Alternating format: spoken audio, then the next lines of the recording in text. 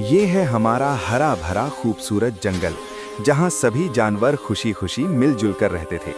यहाँ चिड़ियाएं गाती थीं, नदियाँ बहती थीं और हर तरफ खुशियाँ ही खुशियाँ थीं।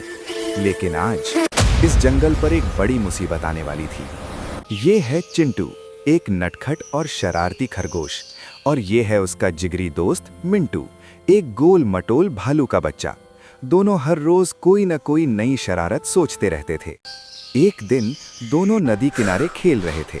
तभी चिंटू के शैतानी दिमाग में एक आइडिया आया। मिंटू, आज दादाजी कछुए को डराएंगे। देखना वो कैसे डरते हैं। मिंटू थोड़ा घबराया, नहीं यार चिंटू, दादाजी को गुस्सा आ गया तो। पर चिंटू कहाँ मानने वाला था। वो दबे पांव दादाजी कछुए के पीछे गया, जो आराम से धूप सेंक रहे थे, और फिर जोर से चिल्लाया, भूत भूत! दादाजी दादाजी बचाओ! दादाजी ने धीरे से गर्दन घुमाई, मुस्कुराए और बोले, अरे शैतानो, फिर वही पुरानी शरारत। तुम लोग भी ना। चलो आज मैं तुम्हें एक ऐसी जगह ले चलता हूं जहां तुम्हें बहुत मजा आएगा। शहद वाली गुफा। शहद का नाम सुनते ही चिंटू और मिंटू उछल पड़े। शहद! वाह दादाजी, चलो चलो चलो चलो। तीनों खुशी खुशी गुफा की तरफ चल पड़े, बिना ये सोचे कि आगे क्या खतरा उनका इंतजार कर रहा है। कुछ ही देर में वो एक बड़ी चमक चमाती गुफा के सामने खड़े थे। अंदर दीवारों से सुनहरा शहद टपक रहा था। उसकी मीठी खुशबू पूरे माहौल में फैल रही थी। शहद देखकर चिंटू और मिंटू खुद को रोक नहीं पाए। वे लालच में गुफा के अंदर दौड़ पड़े। दादाजी ने आवाज लगाई, अरे रुको बच्चों, ये शेरू का इलाका है, अंदर मत जाओ। लेकिन तब तक देर हो चुकी थी। अचानक एक जोरदार दहाड़ गूंजी। सामने खड़ा था शेरू, जंगल का नया नया शेर, जो खुद को बहुत ताकतवर समझता था।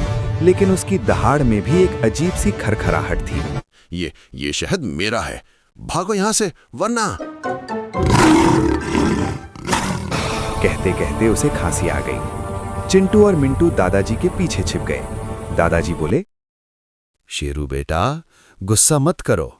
जंगल का शहद तो सबका है, इसमें लड़ाई कैसी? पर शेरू गुस्से में था।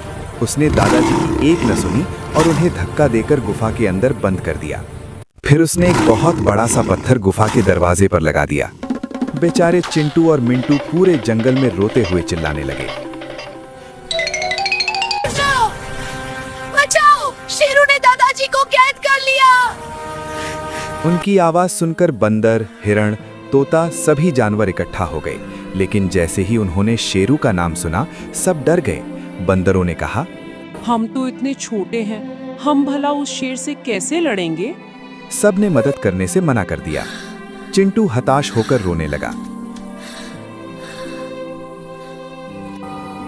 कोई तो दादाजी को बचाओ। उधर गुफा के अंदर दादाजी कछुआ बिल्कुल शांत बैठे थे। वो मन ही मन मुस्कुरा रहे थे। 150 साल की उम्र में मैंने ऐसे कई शेरू देखे हैं। इस बच्चे को सबक सिखाना ही पड़ेगा। उन्होंने गुफा की दीवारों पर लटक रही पुरानी और मजबूत लताओं को देखा। उनके दिमाग में एक योजना आई। उन्होंने धीरे धीरे उन लताओं को खींचना शुरू किया। लताएं सीधे छत पर लगे एक बड़े से मधुमक्खियों के छत्ते से जुड़ी हुई थीं।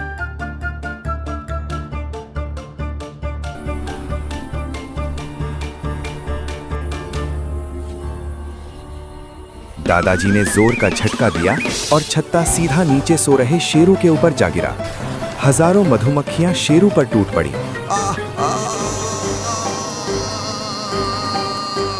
बचाओ बचाओ! शेरू चीखता हुआ इधर उधर भागने लगा।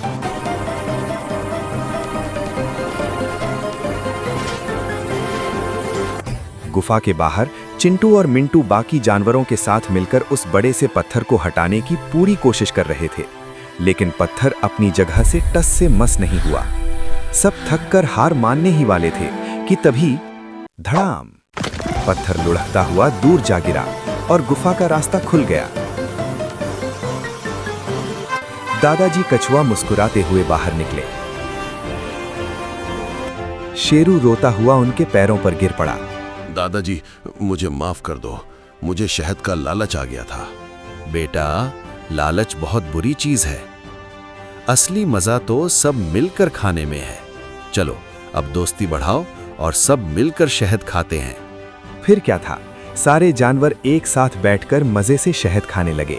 चिंटू, मिंटू, शेरू, बंदर, हिरण सब हंस रहे थे, गा रहे थे, जंगल में जैसे कोई त्योहार मन रहा हो। चिंटू ने दौड़कर दादाजी को गले लगा लिया और बोला, दादाजी, आप दुनिया के सबसे होशियार हो। दादाजी हंसकर बोले, नहीं बेटा, मैं होशियार नहीं हूं, मेरा अनुभव होशियार है। याद रखना, बड़ों का अनुभव ही सबसे बड़ी ताकत होता है। तुम भी एक दिन बड़े होकर समझदार बनोगे। तो चलो, एक समझदारी का काम आप भी करो।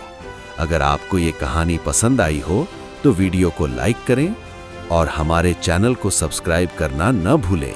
धन्यवाद। सूरज ढल रहा था और पूरा जंगल दोस्ती के नए रंग में रंग गया था। सब जानवर नाच रहे थे और इस तरह दादाजी कछुए ने अपनी बुद्धि से न सिर्फ खुद को बचाया बल्कि एक घमंडी शेर को दोस्ती का सही मतलब भी सिखा दिया। तो दोस्तों, इस कहानी से हमें यही सीख मिलती है कि हमारे बड़े बुजुर्गों का अनुभव दुनिया का सबसे कीमती खजाना है। उनकी बात हमेशा माननी चाहिए। तो फिर मिलेंगे दोस्तों, हम आपके लिए ऐसी ही मजेदार कहानियां लाते रहेंगे।